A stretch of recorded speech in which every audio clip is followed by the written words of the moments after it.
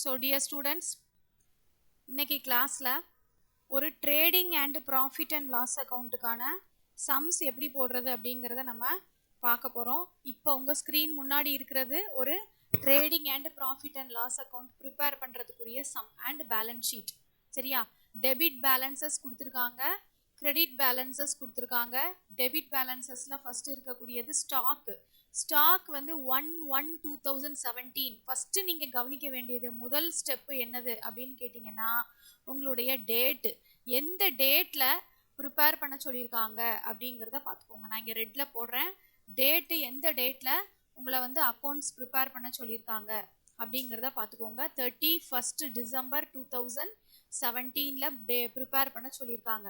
So இதில் நீங்கள் stock, அதாவது ஓப்பனிங் ஸ்டாக்கு 1/1/2017 அப்படிங்கிறது வந்து என்னது, ஓப்பனிங் ஸ்டாக்கு. க்ளோசிங் ஸ்டாக் வந்து எப்போதுமே வந்து என்ன செய்வாங்க அப்படின்னு கேட்டிங்கன்னா சம்மில் கொடுப்பாங்க. இந்த சம்முடைய க்ளோசிங் ஸ்டாக் எவ்வளவு அப்படின்னு பார்த்தீங்க அப்படின்னா 2,50,000. சரியா? ஸோ இதுதான் இந்த சம்முடைய க்ளோசிங் ஸ்டாக். சரியாம்மா? ஸோ ஸ்டாக் வந்து எப்போதுமே ஓப்பனிங் ஸ்டாக் எப்போதுமே சம்மில் கொடுத்துருக்கக்கூடிய ட்ரையல் பேலன்ஸில் இருக்கும். க்ளோசிங் ஸ்டாக்கு எப்போதுமே அட்ஜஸ்ட்மெண்ட்டில் இருக்கும். க்ளோசிங் ஸ்டாக் எப்போதுமே எங்கே இருக்கும்? அட்ஜஸ்ட்மெண்ட்டில் இருக்கும். புரிஞ்சுதா? ஸோ இந்த ரெண்டும் இருக்காங்கிறத ஃபஸ்ட்டு பார்த்துக்கோங்க. இதுதான் ஃபஸ்ட்டு ஸ்டெப்பு. அடுத்தது ஒரு ஐட்டமையும் நம்ம என்ன செய்யணும் அப்படின்னா, எது ட்ரேடிங் அக்கௌண்ட்டு, எது ப்ராஃபிட் அண்ட் லாஸ் அக்கௌண்ட் அப்படிங்கிறத வகைப்படுத்தணும். ஃபஸ்ட்டு பிரிக்கணும். சரியா? பிரித்த பிறகு தான் நம்ம இங்கே என்ன செய்ய முடியும்? சம் போட முடியும். So opening stock will come under trading account. சரியா? சார் நான் ஒரு நிமிஷம் நான் இங்கே எழுதிடுறேன். டிஆர் அப்படின்னு எழுதுறேன். அப்போனா என்ன அர்த்தம்? அது ட்ரேடிங் அக்கௌண்ட் அப்படின்னு அர்த்தம். பர்ச்சேசஸ், கொள்முதல், இது வந்து என்ன அக்கௌண்ட்டில் வரும்? Trading account. சரியா? அடுத்தது பாருங்க, கேரேஜ் இன்வெர்ட்ஸ். நான் முதலே சொல்லியிருக்கேன், கேரேஜ் இன்வெர்ட்ஸ் அப்படின்னு கொடுத்துருந்தால் அது ட்ரேடிங் அக்கௌண்ட்டில் வரும். கேரேஜ் அவுட்வர்ட்ஸ் அப்படின்னு கொடுத்துருந்தால் அது எதில் வரும்? ப்ராஃபிட் அண்ட் லாஸ் அக்கௌண்ட்டில் வரும். அப்படிங்கிறத முதலே நான் உங்களுக்கு என்ன சொல்லியிருக்கேன்? மென்ஷன் பண்ணியிருக்கேன் இல்லையாம்மா? So carriage inwards and carriage outwards will come under different accounts. அதை வந்து நீங்கள் கவனிச்சுக்கணும். கேரேஜ் இன்வெர்ட்ஸ் அப்படின்னா ரா மெட்டீரியல்ஸை என்ன செய்யறது, ஃபேக்ட்ரிக்குள்ளே கொண்டு போகிறதுக்காக கூடிய அந்த செலவு, அந்த கூலி, அதுதான் கேரேஜ். ஸோ அது வந்து உற்பத்தி சம்பந்தப்பட்ட செலவில் வந்துடும். கேரேஜ் அவுட்வர்ட்ஸ், உற்பத்தி ஆன பிறகு அந்த பொருட்களை விற்பனைக்கு எடுத்துகிட்டு போகிறீங்க. ஸோ செல்லிங் அண்ட் டிஸ்ட்ரிபியூஷன் வந்து யூஸ்வலாக எங்கே வரும்? ப்ராஃபிட் அண்ட் லாஸில் வரும். சரியா? ஸோ அடுத்தது பாருங்கள், வேஜஸ். நம்ம ஏற்கனவே போன கிளாஸ்லேயே நான் சொல்லியிருக்கேன், வேஜஸ் அப்படிங்கிறது வந்து என்னது? தொழிலாளிகளுக்கு கொடுக்கக்கூடிய கூலி, அதனால் அது ட்ரேடிங் அக்கௌண்ட்டில் வரும். சேலரிஸ் அப்படிங்கிறது வந்து ஆஃபீஸில் இருக்கக்கூடியவங்களுக்கு கொடுக்கக்கூடியது, அதனால் அது எங்கே வரும்? ப்ராஃபிட் அண்ட் லாஸில் வரும். ஸோ இது வந்து P&L அப்படின்னு எழுதிக்கலாம். சரியா? ஸோ அடுத்தது பாருங்கள், ரிப்பேர்ஸ் அப்படிங்கிறது வந்து பொதுவான செலவு, இதுக்கும் ஃபேக்ட்ரிக்கும் சம்பந்தம் கிடையாது. ஸோ இது வந்து P&L அப்படின்னு எழுதிக்கிறேன். ரெண்ட் அண்ட் ரேட்ஸ், இதுவும் பொதுவான ஒரு செலவு, இதுக்கும் ஃபேக்ட்ரிக்கும் சம்பந்தம் கிடையாது. ஸோ ஃபேக்ட்ரி சம்மந்தப்பட்ட எக்ஸ்பென்ஸ் மட்டும்தான் எங்கே வரும்? ட்ரேடிங்கில் வரும். ஃபேக்ட்ரி சம்மந்தம் இல்லாத எக்ஸ்பென்ஸ் பூரா எங்கே வரும்? ப்ராஃபிட் அண்ட் லாஸில் வரும். கேஷ் இன் ஹேண்ட், பொதுவாக ரொக்க கையிருப்பு எப்போதுமே நமக்கு எங்கே வரும் அப்படின்னு கேட்டிங்கன்னா பேலன்ஸ் ஷீட்டில் வரும். சரியாம்மா? ஸோ ரொக்க கையிருப்பு எப்போதுமே எங்கே வரும்? பேலன்ஸ் ஷீட்டில் வரும். லேண்ட் அப்படிங்கிறது வந்து ஒரு அசையா சொத்து, ஃபிக்ஸட் அசட். அந்த லேண்ட் எங்கே வரும்? பேலன்ஸ் ஷீட்டில் வரும். டிராயிங்ஸ் நம்ம எங்கே போடுவோம்? பேலன்ஸ் ஷீட்டில் கேபிட்டல் கூட லெஸ் பண்ணுவோம். சரியா? டிராயிங்ஸ் அப்படிங்கிறது நம்ம எங்கே லெஸ் பண்ணுவோம்? பேலன்ஸ் ஷீட்டில் கேபிட்டல் கூட லெஸ் பண்ணுவோம். ஸோ டிராயிங்ஸ் வந்து பேலன்ஸ் ஷீட்டு. பேங்க் டெபாசிட், இந்த பேங்க் டெபாசிட் அப்படிங்கிறது எங்கே வரும் அப்படின்னா, பேங்க் டெபாசிட் வந்து அசட். ஏன்னா இது ஃபுல்லாகவே பாருங்கள் உங்களுக்கு வந்து டெபிட் பேலன்ஸில் கொடுத்துருக்காங்க. சரியாம்மா? ஸோ அதனால் இது ஃபுல்லாகவே எங்கே வரும்? அசட் சைடில் வரும். அடுத்தது பாருங்கள், கிரெடிட் பேலன்சஸ். சன்ட்ரி கிரெடிட்டாஸ் எங்கே வரும்? பேலன்ஸ் ஷீட்டில் கிரெடிட் பேலன்ஸ் ஷீட்டில் லைபிலிட்டி சைடில் வரும். பர்ச்சேஸ் ரிட்டர்ன்ஸ், பர்ச்சேசஸ் கொடுத்துருக்காங்க, பர்ச்சேஸ் ரிட்டர்ன்ஸும் கொடுத்துருக்காங்க.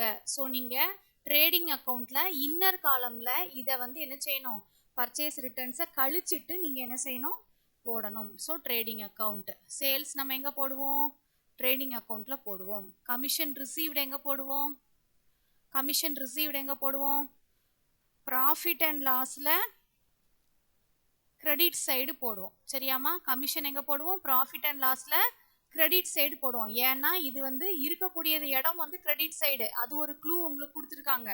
அது போக உங்களுக்கு வந்து என்னது, கமிஷன் அப்படிங்கிறது வந்து வருமானம் இல்லையாம்மா, கமிஷன் ரிசீவ்டு வந்து என்னது, வருமானம். ஸோ அந்த வருமானம் பூராமே எங்கே வரும் உங்களுக்கு, ப்ராஃபிட் அண்ட் லாஸில் கிரெடிட் சைடு வரும். கேபிட்டல் எங்கே வரும், பேலன்ஸ் ஷீட்டில் வரும்.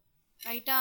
ஸோ இப்போ எல்லா ஐட்டமுக்கும் நம்ம என்ன எழுதியாச்சு, எங்கெங்கே போட போகிறோம் அப்படிங்கிறத நம்ம கிளியராக இங்கே எழுதியாச்சு.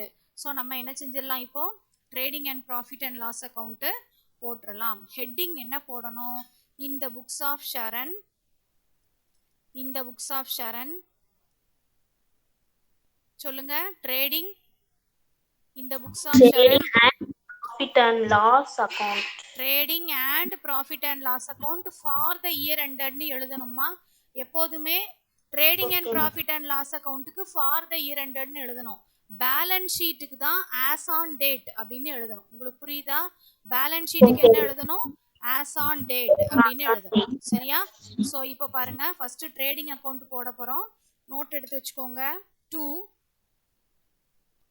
ஓப்பனிங் ஸ்டாக், ஓப்பனிங் ஸ்டாக்கு இதில் எதுவும் அட்ஜஸ்ட்மெண்ட் கிடையாது. அட்ஜஸ்ட்மெண்ட் இருக்கிறத மட்டும் என்ன செய்யுங்க, இன்னர் காலம்ல எழுதணும். அட்ஜஸ்ட்மெண்ட் இல்லாததை டைரெக்டாக நீங்கள் என்ன செஞ்சிடலாம், அவுட்டர் காலத்துக்கு கொண்டு போயிடலாம். அடுத்தது என்னது, 2 பர்ச்சேசஸ், 2 பர்ச்சேசஸ். பர்ச்சேசஸில் அட்ஜஸ்ட்மெண்ட்டு இருக்குது அப்படி தானே. இதில் நீங்கள் இன்னும் ஒரு விஷயமும் நீங்கள் செய்யலாம். உங்களுடைய ஆடியோ மியூட் பண்ணிக்கோங்க. இன்னொரு விஷயமும் நீங்கள் அட்ஜஸ்ட்மெண்ட்டு, அதாவது ஈஸியாக ஞாபகம் வச்சுக்கிறதுக்கு செய்யலாம். என்ன செய்யலாம் அப்படின்னா, இப்படி நீங்கள் ஃபஸ்ட்டு எழுதுறீங்க இல்லையா, trading profit and loss account balance ஷீட்னு இப்படி பென்சிலால் எழுதிருங்க. எழுதிட்டு எந்த இதிலலாம் அட்ஜஸ்ட்மெண்ட் நீங்கள் பார்க்குறீங்களோ அதில் ஒரு சின்ன ஒரு டாட் வச்சுக்கோங்க. அப்போ என்ன அர்த்தம், பர்ச்சேஸில் அட்ஜஸ்ட்மெண்ட் இருக்குன்னு அர்த்தம். அப்போ பர்ச்சேசஸ் அப்படின்னு போடும்பொழுது உங்களுக்கு பர்ச்சேஸ் ரிட்டர்ன்ஸை கழிக்கணும் அப்படிங்கிறது ஞாபகம் வரும். புரிஞ்சுதா. ஸோ இதெல்லாம் சின்ன சின்ன டிப்ஸு, நீங்கள் வந்து தப்பு இல்லாமல் செய்யறதுக்கு நம்ம கொடுக்கக்கூடிய ஒரு சின்ன சின்ன டிப்ஸ் தான், வேற ஒன்றும் கிடையாது. இதை நீங்கள் சக்ஸஸ்ஃபுல்லாக செஞ்சிட்டீங்க அப்படின்னா உங்களுக்கே என்ன செஞ்சிடும், பழகிடும். ஸோ நீங்கள் பர்ச்சேஸ் எப்போதும் போடும்போது பர்ச்சேஸ் ரிட்டர்ன்ஸ் இருக்காங்கிறத செக் பண்ணிக்கணும். சேல்ஸ் போடும்போது சேல்ஸ் ரிட்டர்ன்ஸ் இருக்காங்கிறத வெரிஃபை பண்ணிக்கணும் சம்மில். ஸோ வெரிஃபை பண்ணிவிட்டு அட்ஜஸ்ட்மெண்ட் இருந்துச்சு அப்படின்னு சொன்னால் அதில் என்ன வச்சிடுறீங்க, ஒரு டாட் வச்சிடுறீங்க. So it will be easy for you to deduct. Right. So அடுத்தது பாருங்கள், கேல்குலேட்டர்ஸ் கையில் வச்சுக்கோங்க. எல்லாருமே கேல்குலேட்டர்ஸ் யூஸ் பண்ணலாம் அப்படின்னு நான் முதலே சொல்லிட்டேன். ஸோ 7,50,000 30,000 கழிச்சா ஆன்சர் என்ன வரும், 7,20,000. ரைட்டாமா. பர்ச்சேஸ் போட்டாச்சு, பர்ச்சேஸ் ரிட்டர்ன்ஸை கழிச்சாச்சு. அடுத்த செலவு பாருங்க, கேரேஜ் இன்வர்ட்ஸ், கேரேஜ் இன்வர்ட்ஸ். இதில் எதுவும் அட்ஜஸ்ட்மெண்ட் கிடையாது. So we are posting it to directly the outer column. அடுத்தது பாருங்க, வேஜஸ். வேஜஸில் எதுவும் அட்ஜஸ்ட்மெண்ட்டு இல்லை. சில சமயத்தில் அட்ஜஸ்ட்மெண்ட் வந்து பார்த்தீங்க அப்படின்னா வேஜஸ் அவுட்ஸ்டாண்டிங் அப்படின்னு கொடுத்துருப்பாங்க. அந்த அவுட்ஸ்டாண்டிங் அப்படின்னு கொடுத்துருக்கக்கூடியதை நம்ம என்ன செய்யணும், இந்த வேஜஸோட ஆட் பண்ணிவிட்டு அவுட்டர் காலமில் காமிக்கணும். அட்ஜஸ்ட்மெண்ட்டுக்கு நான் உங்களுக்கு ஒரு தனியாக ஒரு கிளாஸ் உங்களுக்கு நடத்துகிறேன். சரியா. எதெல்லாம் அட்ஜஸ்ட்மெண்ட்டு வரும், அதை எப்படி ட்ரீட் பண்ணணும் அப்படிங்கிறது தனியாக ஒரு கிளாஸில் நான் உங்களுக்கு நடத்துகிறேன். இது வந்து ரொம்ப பேசிக் சம், இதில் வந்து ரொம்ப அட்ஜஸ்ட்மெண்ட்டு இருக்காது, உங்களுக்கு நீங்கள் ஈஸியாக போட்டுடலாம். ஸோ ட்ரேடிங் அக்கௌண்ட்டில் நம்ம மார்க் பண்ணி வச்சது எல்லாம் போட்டாச்சு, வெரிஃபை பண்ணிக்கோங்க. ஓப்பனிங் ஸ்டாக் போட்டாச்சு, பர்ச்சேசஸ் போட்டாச்சு, பர்ச்சேஸ் ரிட்டர்ன்ஸோட அதை லெஸ் பண்ணியாச்சு. அடுத்தது கேரேஜ் இன்வர்ட்ஸ் ட்ரேடிங் அக்கௌண்ட்டில் போட்டாச்சு. என்னோட ஆரோ மூவ் ஆகிறது பார்த்துக்கோங்க. கேரேஜ் இன்வர்ட்ஸ் ட்ரேடிங் அக்கௌண்ட்டில் போட்டாச்சு, வேஜஸ் ட்ரேடிங் அக்கௌண்ட்டில் போட்டாச்சு. ரைட்டாமா. அடுத்தது பாருங்க, சேல்ஸ். கிரெடிட் சைடு என்ன போட வேண்டியது இருக்குது, சேல்ஸ் போட வேண்டியது இருக்குது. பட் ஆனால் இங்கே என்ன இல்லை, சேல்ஸ் ரிட்டர்ன்ஸ் நமக்கு இல்லை. ஸோ சேல்ஸ் ரிட்டர்ன்ஸ் இருக்கான்னு வெரிஃபை பண்ணிவிட்டு சேல்ஸோடைய அமௌண்ட்டை என்ன செய்யுங்க, அவுட்டர் காலமில் கொண்டு போங்க. சப்போஸ் சேல்ஸ் ரிட்டர்ன்ஸ் இருந்துச்சு அப்படின்னா நீங்கள் இன்னர் காலமில் அதை ஃபஸ்ட்டு காமிச்சிட்டு ரிட்டர்ன்ஸை வந்து லெஸ் பண்ணிவிட்டு அதுக்கப்புறம் என்ன செய்யணும், அவுட்டர் காலமில் அதை போடணும். சேல்ஸ் அப்படின்னா என்னது, விற்பனை. சேல்ஸ் ரிட்டர்ன்ஸ் அப்படின்னா என்னது, விற்பனை திருப்பம். டெய்லி நான் கொடுத்துருக்கக்கூடிய அந்த கலை சொற்களை தினம் வாசிக்கணுமா, சரியா? அப்போனா தான் உங்களுக்கு தமிழ் டு இங்கிலீஷ் கொஞ்சம் நல்லா புரியும், இங்கிலீஷ் டு தமிழ் நம்ம சொல்கிறதும் உங்களுக்கு நல்லா அண்டர்ஸ்டாண்ட் ஆகும். இல்லாட்டி நம்ம ஒரு டேர்ம்ஸ் யூஸ் பண்ணும்பொழுதும் நீங்கள் சம் செய்யறதுக்கு கஷ்டப்படுவீங்க, சரியா? ஸோ அடுத்தது பாருங்கள், சேல்ஸ் போட்டாச்சு. இங்கே நம்ம ட்ரேடிங் அக்கௌண்ட்டில் போடுறதுக்கு வேறு எதுவுமே இல்லை கிரெடிட் சைடில். ஆனால் அட்ஜஸ்ட்மெண்ட்டில் என்ன இருக்குது, ப்ராஃபிட் அண்ட் லாஸ் அக்கௌண்ட் இருக்குது. இது போடக்கூடிய இடம் வந்து பார்த்தீங்க அப்படின்னு சொன்னால் ட்ரேடிங் அக்கௌண்ட். ஸோ இதை வந்து நம்ம மறக்கவே கூடாது. நம்ம ஏற்கனவே சொன்ன மாதிரி அட்ஜஸ்ட்மெண்ட்டில் இருக்கக்கூடிய ஐட்டம்ஸ் வந்து 2 times அப்பியர் ஆகும் அப்படிங்கிறதையும் நீங்கள் மறக்கக்கூடாது, நல்லா ஞாபகப்படுத்தி வச்சுக்கோங்க. அட்ஜஸ்ட்மெண்ட்டில் இருக்கக்கூடிய ஐட்டம்ஸ் வந்து எத்தனை வாட்டி அப்பியர் ஆகும், 2 வாட்டி அப்பியர் ஆகும். ஸோ நீங்கள் வெரிஃபை பண்ணும் பொழுது இதையும் சேர்த்து தான் நீங்கள் என்ன செய்யணும், வெரிஃபை பண்ணணும். ஸோ பை க்ளோசிங் ஸ்டாக் எவ்வளவு, 2,50,000. ஸோ பேலன்ஸ் பண்ணலாமா? இப்போ பேலன்ஸ் பண்ணுங்க பார்க்கலாம். பேலன்ஸ் பண்ணி ஆன்சர் சொல்லுங்க.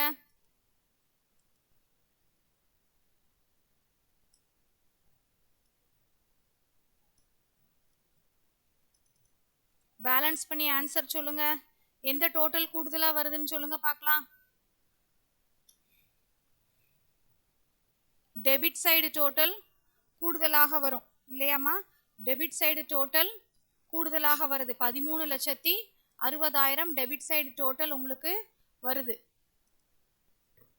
13,60,000. எல்லாரும் சைமல்டேனியஸா டோட்டல் பண்ணுங்கப்பா, டோட்டல் பண்ணுங்க. எவ்வளோ, எந்த சைடு கூடுதலா வருதுமா? டெபிட் சைடு கூடுதலா வருது. அப்ப டெபிட் சைடுடைய டோட்டலை 2 சைடும் நான் போட்டிருக்கேன், சரியா? அப்போ உங்களுக்கு ஆன்சர் வந்து எதுல கிடைக்குது அப்படின்னு கேட்டீங்கன்னா, அதாவது டெபிட் சைடு பேலன்ஸ் போடுற மாதிரி வந்துச்சு அப்படின்னா அது வந்து கிராஸ் ப்ராஃபிட். ஆனால் உங்களுக்கு இந்த சைடு தான் பேலன்ஸ் கிடைக்குது. அந்த பேலன்ஸ் அதாவது 13,60,000 மைனஸ் 10,20,000 மைனஸ் 2,50,000. ஆன்சர் என்னது, 90,000. இந்த 90,000 நம்ம வந்து கிராஸ் லாஸ் அப்படின்னு தான் நம்ம என்ன செய்யணும், இங்க காமிக்கணும். Gross loss, it is a gross loss, சரியா? எந்த சைடு வந்திருக்கு, கிரெடிட் சைடு வந்திருக்கு. ஸோ கிரெடிட் சைடு வந்ததுனால இது வந்து என்னது, கிராஸ் லாஸ். டெபிட் சைடு வந்துச்சுன்னா அது என்னதுன்னு நம்ம சொல்லுவோம், கிராஸ் ப்ராஃபிட் அப்படின்னு நம்ம சொல்லுவோம், ரைட்டாமா? ஸோ அதனால அதை கொஞ்சம் கவனமா நீங்க பார்த்துக்கோங்க. டெபிட் சைடு ஆன்சர் வருதா அல்லது கிரெடிட் சைடு ஆன்சர் வருதாங்கிறத ரொம்ப கவனமாக பார்த்துக்கோங்க. ஸோ இப்போ கிடைச்சிருக்கக்கூடிய 90,000 நம்ம எப்படி எழுத போகிறோம் அப்படின்னா, பை கிராஸ் லாஸ். எல்லா சம்முக்கும் கிராஸ் ப்ராஃபிட் தான் வரணும் அப்படிங்கிறதெல்லாம் கிடையாது, சரியா? Sometimes we can get gross loss also. அதனால நீங்கள் எல்லாத்துக்குமே நீங்கள் வந்து என்ன செய்யணும் அப்படின்னா ப்ரிப்பேர்டாக நீங்கள் போட்டுக்கணும், இருந்துக்கணும், சரியாம்மா? ஸோ இப்போ கிராஸ் லாஸ் கேரி டவுன் அப்படின்னு போட்டாச்சு. ஸோ இதோட என்ன முடியுது, ட்ரேடிங் அக்கௌண்ட்டு முடியுது. ஸோ இப்போ நீங்கள் அடுத்த ஸ்டெப்பு நீங்கள் செய்ய வேண்டியது என்ன அப்படின்னா, ஃபஸ்ட்டு ஒரு கோடு ஒன்று போட்டுருங்க. இந்த மாதிரி ஒரு கோடு போட்டுக்கோங்க. இதோட ட்ரேடிங் அக்கௌண்ட்டு முடிஞ்சுது, சரிங்களா? ஸோ இதுக்கப்புறம் நீங்கள் என்ன பண்ணணும் அப்படின்னு கேட்டிங்க அப்படின்னா, ப்ராஃபிட் அண்ட் லாஸ் அக்கௌண்ட் இதிலேருந்து நீங்கள் ஸ்டார்ட் பண்ணணும், சரியா? ஸோ ப்ராஃபிட் அண்ட் லாஸ் அக்கௌண்ட்டில் ஃபஸ்ட்டு ஸ்டெப் என்னது, அதாவது கிரெடிட் சைடு உங்களுக்கு பேலன்ஸ் கிடச்சிருக்கு. அதை நீங்கள் எடுத்துகிட்டு வரும்போது ஆப்போசிட் சைடு எடுத்துகிட்டு வரணும், புரிஞ்சுதா? கிரெடிட் சைடு உங்களுக்கு பேலன்ஸ் கிடச்சிருக்கு, அதை எடுத்துகிட்டு வரும்போது என்ன செய்யணும் அப்படின்னு கேட்டிங்க அப்படின்னா, ஆப்போசிட் சைடு நீங்கள் எடுத்துகிட்டு வரணும். அப்படி ஆப்போசிட் சைடு நீங்கள் எடுத்துகிட்டு வரும்போது 2, அதே மாதிரி அதை கிராஸ் லாஸ் அப்படின்னு என்ன செய்கிறீங்க, ட்ரான்ஸ்ஃபர் பண்ணுறீங்க. ஆனால் ஒரே ஒரு வித்தியாசம், ப்ரா டவுன் பண்ணுறீங்க, சரியா?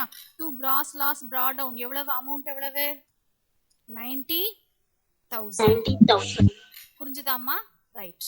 அடுத்தது பாருங்க, இனிமே வரிசையாக நம்ம என்ன செஞ்சிடலாம், ப்ராஃபிட் அண்ட் லாஸ்க்கு நம்ம வகைப்படுத்தி வச்சிருக்கக்கூடிய சம்ல வகைப்படுத்தி வச்சிருக்கக்கூடிய அந்த எக்ஸ்பென்ஸ் பூரா எழுதிடலாம் இல்லையா? ஸோ என்னெல்லாம் எழுதியிருக்கோம், ட்ரேடிங் அக்கௌண்ட்டை விட்டுருங்க, இனிமேல் ட்ரேடிங் அக்கௌண்ட்டை நீங்கள் பார்க்கக்கூடாது. சேலரிஸ் எழுதியிருக்கோம் இல்லையா? ஸோ அடுத்தது நீங்கள் என்ன போடணும், இங்கே சேலரிஸ், சாரி சேலரிஸ் எவ்வளவு, salaries எவ்வளவு? 1 lakh 1,20,000. ரைட். ஆடியோ மியூட் பண்ணிக்கோங்க. 2 repairs. repairs எவ்வளவு? 12,000. அடுத்தது ரெண்ட் அண்ட் டாக்ஸஸ். இது எல்லாமே நம்ம ஏற்கனவே என்ன செஞ்சு வச்சாச்சு, பிரித்து வச்சாச்சு. So it will be easy for you to do the sum very quickly. So இந்த ஃபஸ்ட்டு சம்ங்கிறதுனால நம்ம இவ்வளோ தூரம் என்ன செய்ய வேண்டியிருக்குது, எக்ஸ்பிளைன் பண்ணி நம்ம செய்கிறோம். ஸோ இனிமேல் நம்ம ஃபாஸ்ட்டாக என்ன செஞ்சிடலாம், ஈஸியாக செஞ்சிடலாம். சரியா? ஸோ இது ஃபுல்லாகவே எக்ஸ்பென்சஸ் P&L அப்படின்னு 3 எக்ஸ்பென்சஸ் எழுதியிருக்கோம். 3 எக்ஸ்பென்சஸையும் போட்டாச்சு. அட்ஜஸ்ட்மெண்ட்லேயும் வேறு எந்த எக்ஸ்பென்சஸும் கொடுக்கல. சரியா? இப்போ டெப்ரிசியேஷன் அந்த மாதிரி எதுவும் கொடுத்துருந்தாங்க அப்படின்னு சொன்னால் நம்ம டேரெக்டாக அந்த அசட்லேருந்து கண்டுபிடிச்சி டெப்ரிசியேஷன் இங்கே போட்டு அதையும் சேர்த்து நம்ம என்ன செய்வோம்மா, இதில் மைனஸ் பண்ணுவோம். சரியா? இப்போ அதை பாருங்கள், வேற என்ன கொடுத்துருக்காங்க, கமிஷன் ரிசீவ்டு இருக்குது. அது வந்து ரிசீவ்டு அப்படிங்கிறதுனால அதை வந்து நம்ம என்ன செய்கிறோம், கிரெடிட் சைடு போடுறோம். To commission received. To commission received amount எவ்வளோம்மா, கமிஷன் ரிசீவ்டு அமௌண்ட் எவ்வளவு, 53,000. ரைட். இப்போ வேற எல்லாம் போட்டாச்சுன்னு நினைக்கிறேன். இப்போ இதே மாதிரி நீங்கள் எப்படி நீங்கள் ட்ரேடிங் அக்கௌண்ட்டை பேலன்ஸ் பண்ணீங்களோ அதே மாதிரி ஒரு கோடு போட்டுட்டு நீங்கள் என்ன செய்யலாம், ப்ராஃபிட் அண்ட் லாஸையும் நீங்கள் பேலன்ஸ் பண்ணிடலாம். ப்ராஃபிட் அண்ட் லாஸை பேலன்ஸ் பண்ணுங்க பார்க்கலாம். ப்ராஃபிட் அண்ட் லாஸை பேலன்ஸ் பண்ணி எடுத்துட்டு வாங்க பார்க்கலாம். ப்ராஃபிட் அண்ட் லாஸை பேலன்ஸ் பண்ணி எடுத்துட்டு வாங்க. எந்த சைடு பேலன்ஸ் வருது, ஏற்கனவே நமக்கு கிராஸ் லாஸ் தான் கிடச்சிருக்கு இல்லையா? ஸோ ஆட்டோமேட்டிக்காகவே நமக்கு டெபிட் சைடு கூடுதலான டோட்டல் இருக்கிறது பார்த்தாலே தெரியுது. ஏன்னா கிரெடிட் சைடு உங்களுக்கு டோட்டல் வந்து ஒரே ஒரு ஐட்டம் தான் இருக்குது, நமக்கு அதுவும் 53,000 தான் இருக்குது. So we can balance the amount. என்னது, credit side sorry debit side total கூடுதலாக வருகிறது. எவ்வளோ வருது, 5,02,000. Right, very good ma'am. 5,02,000. சரியா? ரெண்டு சைடும் அதை போட்டுடுறீங்க. ஸோ பேலன்ஸ் பண்ணுறதுல இதுக்கு மேலே யாருக்கும் பிரச்சனை இருக்காதுன்னு நினைக்கிறேன். ஸோ நம்ம ஏற்கனவே லெட்ஜர் அக்கௌண்ட்ஸ் படித்தாச்சு, அது மாதிரி நிறைய அக்கௌண்ட்ஸும் படிச்சுட்டு தான் நம்ம ஃபைனல் அக்கௌண்ட்ஸ் வந்திருக்கோம். இந்த ஸ்டேஜில் பேலன்ஸ் பண்ணுறதுக்கு என்ன செய்யக்கூடாது, திணறக்கூடாதுமா. அதுதான் ஒரு நல்ல அக்கௌண்டிங் படித்ததுக்கான ஒரு இது. சரியா? ஸோ அதனால் இந்த ஸ்டேஜில் உங்களுக்கு பேலன்சிங்கில் பிரச்சனை இருந்துச்சு அப்படின்னா நீங்கள் வந்து அடுத்தடுத்த ஸ்டேஜ் போகும்போது உங்களால் என்ன செய்ய முடியாது, பேலன்ஸ் பண்ணுறதுக்கு தெரியாமல் போயிடும். ஸோ இந்த டைமில் உங்களுக்கு புரியலை அப்படின்னா அதை கரெக்ட் பண்ணிக்கோங்க. சரியா? ஸோ 5,02,000 மைனஸ் என்னது 53,000 எவ்வளவு, 4,49,000. Very good. அடுத்தது அதை எப்படி எழுதணும், பை நெட் லாஸ். சரியா? இப்போ பாருங்க, திருப்பி சொல்றேம்மா, கவனிச்சுக்கோங்க. டெபிட் சைடு நமக்கு வந்தா அதை எப்படி கிராஸ் ப்ராஃபிட் அப்படின்னு போடுவோமோ அதை மாதிரி டெபிட் சைடு உங்களுக்கு பேலன்ஸ் கிடைச்சா அதை நெட் ப்ராஃபிட் அப்படின்னு போடுவோம். அது எல்லாருக்கும் தெரியும். ஆனால் இங்கே ரெண்டு சைடுமே வந்து ஒரு ஃபர்ஸ்ட் இதில் வந்து ட்ரேடிங் அக்கௌண்ட்டில் வந்து கிராஸ் லாஸ் கிடச்சிருக்கு. அதை மாதிரி இந்த சைடு உங்களுக்கு பேலன்ஸ் வந்து என்ன கிடச்சிருக்கு, நெட் லாஸ் அப்படின்னு கிடச்சிருக்கு. சரியா? ஸோ அதனால் இதோட நம்ம எதை க்ளோஸ் பண்ணிடலாம், ப்ராஃபிட் அண்ட் லாஸை க்ளோஸ் பண்ணிடலாம். ப்ராஃபிட் அண்ட் லாஸை க்ளோஸ் பண்ணி என்ன செஞ்சுக்கோங்க, 2 கோடு போட்டுக்கோங்க. 2 கோடு போட்டாச்சு அப்படின்னா என்ன அர்த்தம், அதை திருப்பி நீங்கள் அதை ஓப்பன் பண்ணக்கூடாது. சரியா? அடுத்தது 2 கோடு போட்டாச்சு, அக்கௌண்ட் முடிஞ்சுது. அடுத்தது பாருங்க, இனிமேல் நம்ம போடக்கூடியது வந்து என்னது அப்படின்னு பார்த்தீங்கன்னா பேலன்ஸ் ஷீட். அதாவதுமா இந்த ட்ரேடிங் அக்கௌண்ட்டு இது எல்லாமே நம்ம trading and profit and loss அக்கௌண்ட்டை நம்ம ஒரே அக்கௌண்ட்டாக நம்ம செய்வோம். ஆனால் பேலன்ஸ் ஷீட் வந்து நம்ம தனியாக தான் செய்யணும். சரியா? பேலன்ஸ் ஷீட்டையும் நம்ம இதே மாதிரி என்ன செய்யக்கூடாது. Balance sheet we have to do in a separate table. சரியா? இதோட நான் என்ன செஞ்சிடுறேன், trading and profit and loss அக்கௌண்ட்டை இதோட முடிச்சுட்டு நான் வந்து செப்பரேட்டாக இன்னொரு டேபிள் நான் ஓப்பன் பண்ணிக்கிறேன். எதுக்கு அப்படின்னு கேட்டிங்கன்னா பேலன்ஸ் ஷீட்டுக்கு. சம் யாரும் இதை ஃபாலோ பண்ணி செய்ய முடியலை அப்படின்னா நீங்கள் வருத்தப்பட வேண்டாம். உங்களுக்கு கிளாஸ் ரூமில் என்ன செஞ்சிடும், இதே சம் வேர்ட் டாக்குமெண்ட் உங்களுக்கு வந்துடும். வந்த உடனே அதை பார்த்து நீங்கள் காப்பி பண்ணிக்கலாம்.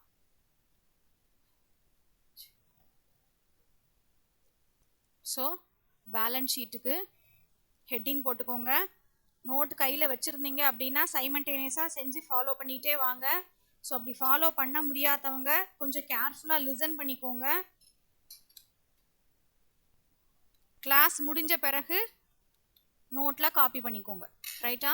அவசரப்பட்டு தப்பு தப்பாக எழுத வேண்டாம். ஏதாவது ஒன்று தான் எங்களால் செய்ய முடியுது, லிசன் தான் பண்ண முடியுது அப்படின்னா better you listen. No need to write now. Listen பண்ணால் போதுமானது. You will get your sum in the classroom. சரி, இப்போ balance sheet, liability side, liabilities.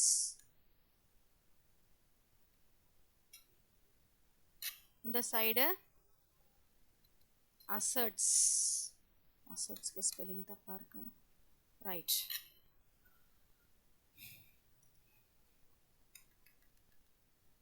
Right, I am opening the new table.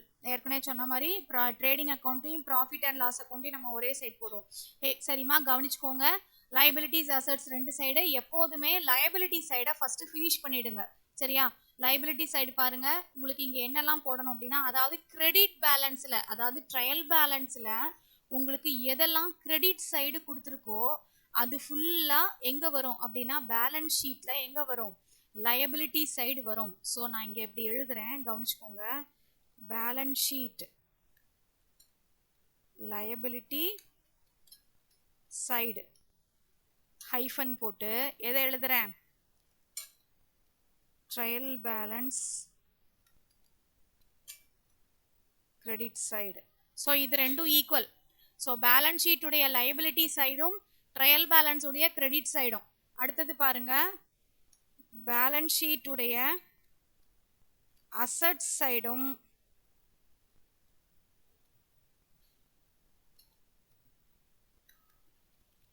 Trial balance உடைய debit சைடும் equal. ஈக்குவல்ங்கிறது அந்த மீனிங்ல நான் ஈக்குவல்னு சொல்லலை.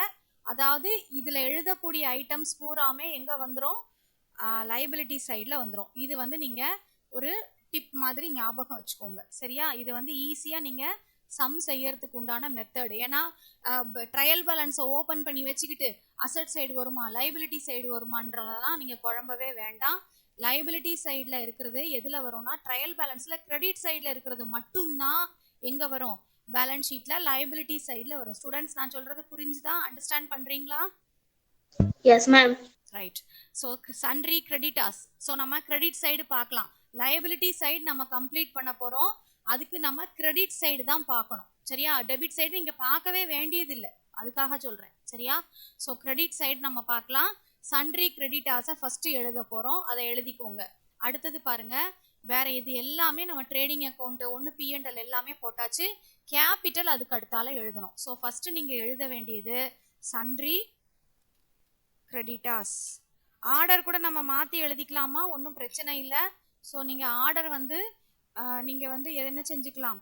Creditors முதல்ல, கேபிட்டல் பின்னாடி, அதெல்லாம் நீங்கள் ஃபஸ்ட்டு எழுதிக்கலாம். ஜென்ரலாக கேபிட்டலாக ஃபஸ்ட்டு எழுதுவாங்க. நீங்கள் வந்து என்ன செய்ய வேண்டாம், அதை ஆர்டர் பற்றிலாம் கூட நீங்கள் இப்போ யோசிக்க வேண்டாம். கேபிட்டலில் அட்ஜஸ்ட்மெண்ட் இருக்கும் இல்லையாம்மா? ஃபஸ்ட்டு ஜென்ரலாகவே நமக்கு கேபிட்டலில் என்ன மாதிரியான அட்ஜஸ்ட்மெண்ட் இருக்கும் அப்படிங்கிறது நமக்கு தெரியும். நம்ம கண்டுபிடிச்சிருக்கக்கூடிய அந்த நெட் ப்ராஃபிட்டை வந்து நம்ம கேபிட்டல் கூட ஆட் பண்ணுவோம். ஆனால் நமக்கு கிடச்சிருக்கிறது நெட் லாஸ் இல்லையா? ஸோ அதனால் அதை நம்ம லெஸ் பண்ணணும். சரியாம்மா? ஸோ ஃபஸ்ட்டு இன்னர் காலமில் இந்த கேபிட்டலை நான் கொண்டு போகிறேன். எல்லாருமே நீங்கள் வந்து கேபிட்டல் அக்கௌண்ட்டில் அட்ஜஸ்ட் பண்ணணுங்கிறதுனால இது நம்ம என்ன செய்ய வேண்டாம், கேள்வியே கேட்க வேண்டாம். ஜஸ்ட் நீங்கள் என்ன செஞ்சுருங்க, இன்னர் காலமில் இந்த கேபிட்டலை கொண்டு போயிடுங்க. ரைட்டா? இப்போ இன்னர் காலமில் கேபிட்டல் எழுதியாச்சு. லெஸ் பண்ணுறேன். ஏன் லெஸ் பண்ணுறேன்? உங்களுக்கு கிடச்சிருக்கக்கூடியது நெட் லாஸ், அதனால் நான் லெஸ் பண்ணுறேன். உங்களுக்கு கிடச்சிருக்கக்கூடியது நெட் ப்ராஃபிட்டாக இருந்தால் நீங்கள் வந்து என்ன செய்யணும்? ஆட் பண்ணணும். நான் திருப்பி இதில் மேலே ஒரு டிப் மாதிரி எழுதிடுறேன், அதை நோட்டில் எழுதி வச்சுக்கோங்க. நெட் ப்ராஃபிட் அப்படின்னா கேபிட்டல் அக்கௌண்ட் கூட என்ன செய்யணும்? அதை ப்ளஸ் பண்ணணும்.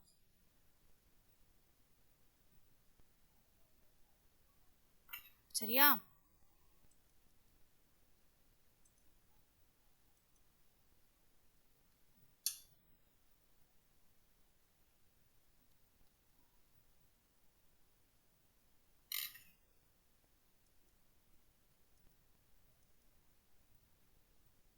கவனிக்கிறீங்களா? Yes, ma'am. நெட் லாஸா இருந்தால் கேபிட்டல் அக்கவுண்ட் கூட என்ன பண்ணணும்?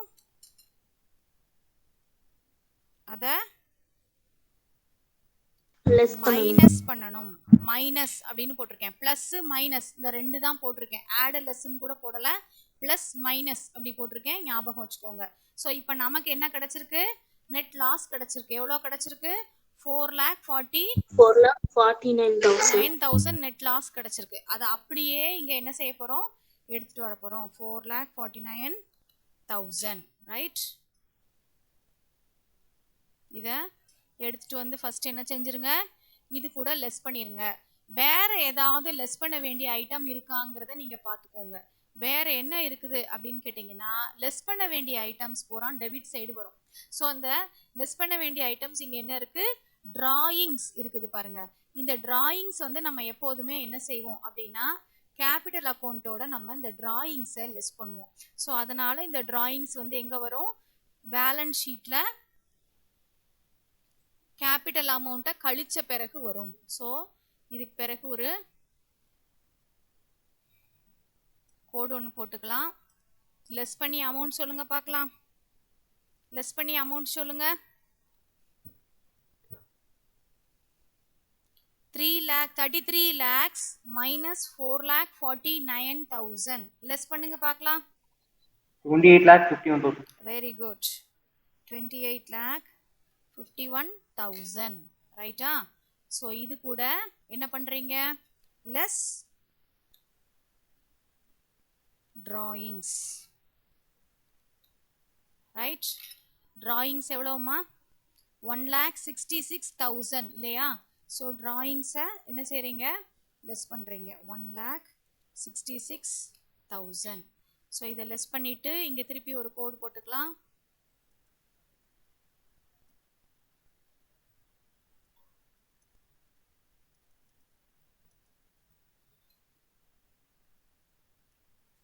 இதை லெஸ் பண்ணி சொல்லுங்க.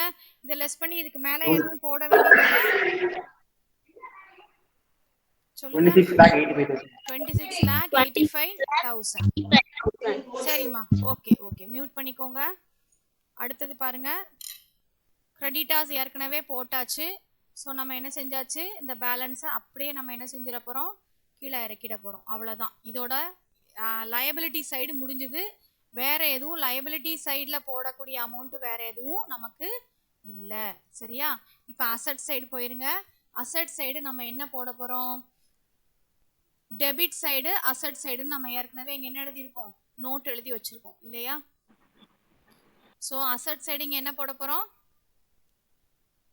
என்னெல்லாம் இருக்கு பேலன்ஸ் ஷீட்ல நமக்கு போடுறதுக்கு? கேஷ் இன் ஹேண்ட் இருக்கு இல்லையா? ஃபர்ஸ்ட் அதை போட்டுக்கோங்க. ஃபர்ஸ்ட் வந்து என்ன போட்டுக்கோங்க? இல்லைனா ஃபர்ஸ்ட் ஃபிக்ஸட் அசட்ஸை போடலாம். நம்ம ஃபர்ஸ்ட் வந்து என்ன போடலாம்? Fixed assets. ஃபர்ஸ்ட் வந்து லேண்ட் போடுங்க. லேண்ட் எவ்வளவு? 21,50,000. ஜென்ரலா அசட் போடும் பொழுது டெப்ரிசியேஷன் லெஸ் பண்ண வேண்டி இருக்குதா அப்படிங்கிறத ஒரு தடவை என்ன பண்ணணும்? கட்டாயமா செக் பண்ணணுமா? மறந்துடக்கூடாது. ஏன்னா இந்த சம்ல நமக்கு என்ன இல்லை?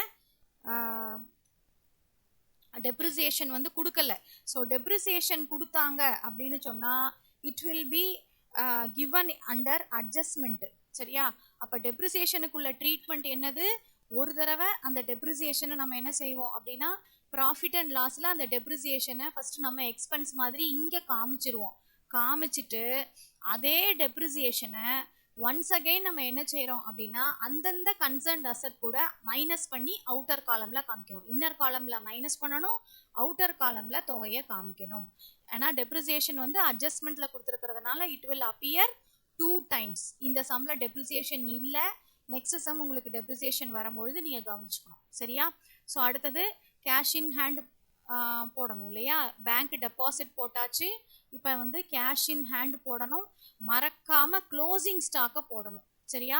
ஏன்னா closing stock is appearing in the adjustment. போடுங்க.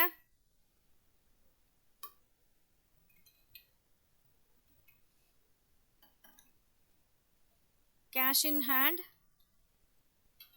கேஷ் இன் ஹேண்ட் எவ்வளோம்மா?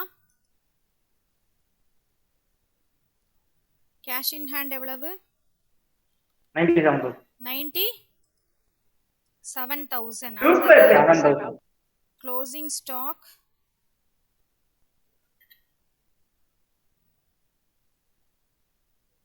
$2,50,000. ஸோ இப்போ டேலி பண்ணுங்க பார்க்கலாம். எல்லாமே போட்டாச்சு. ஒரு தடவை போட்டோமாங்கிறத வெரிஃபை பண்ணிக்கோங்க.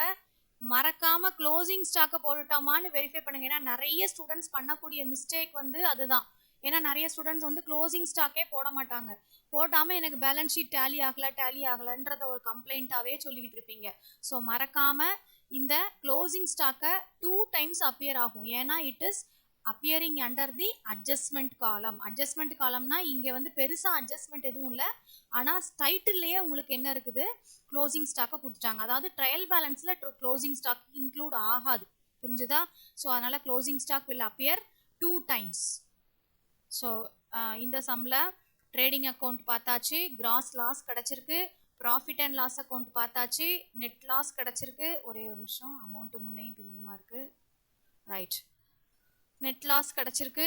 நெட் லாஸை வச்சுட்டு நம்ம பேலன்ஸ் ஷீட் போட்டோம். பேலன்ஸ் ஷீட்டில் கேபிட்டலோட நெட் லாஸை வந்து என்ன பண்ணியிருக்கிறோம், மைனஸ் பண்ணியிருக்கிறோம். அது போக டிராயிங்ஸ் இருந்தது, அந்த டிராயிங்ஸையும் எடுத்துகிட்டு வந்து மைனஸ் பண்ணியிருக்கிறது போக உங்களுக்கு கிடைச்சிருக்கக்கூடிய அமௌண்ட்டு இவ்வளவு. ஸோ பேலன்ஸ் ஷீட் டேலி ஆகுதான்னு சொல்லுங்க. ஆன்சர் சொல்லுங்க பார்க்கலாம். சொல்லுங்க. 27,000. என்னம்மா? 27,47,000 மேம். இன்னொரு தடவை சொல்லுங்க. ஆன்சர் கரெக்டான்னு சொல்லுங்க பார்க்கலாம். 27,047.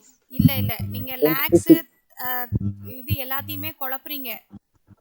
அதாவது 26,85,000ஓட எதை ஆட் பண்ணணும்? நீங்க 12,000 ஆட் பண்ணுங்க. ஆன்சர் என்னது? 26,97,000 வருது. நீங்க வந்து கால்குலேட்டர்ஸ் யூஸ் பண்ணுங்கன்னு ஃபர்ஸ்டே நான் சொல்லிட்டேம்மா. கால்குலேட்டர்ஸ் யூஸ் பண்ணிக்கோங்க, இல்லாட்டி உங்களுக்கு இந்த மாதிரி எரர்ஸ் நிறைய வரும். சரியா? ஸோ பாருங்க, இதுதான் ஆன்சர் 26,97,000. எத்தனை பேருக்கு இந்த ஆன்சர் வந்திருக்கு? பேலன்ஸ் ஷீட் டேலி ஆயிருக்கு? எத்தனை பேருக்கு பேலன்ஸ் ஷீட் டேலி ஆயிருக்குமா? ரைட். ஓகே. ஸோ 26,97,000 இதான் ஆன்சர். சரியா? இது வந்து ஒரு simple trading and profit and loss account balance sheet தான். It has no adjustment at all. So இதை காப்பி பண்ணிக்கோங்க. மேற்கொண்டு நம்ம என்ன செய்யலாம் அப்படின்னா, அட்ஜஸ்ட்மெண்ட்ஸோட நம்ம எப்படி செய்யறது அப்படிங்கிறத நெக்ஸ்ட் கிளாஸ் நான் சொல்கிறேம்மா. தேங்க்யூ.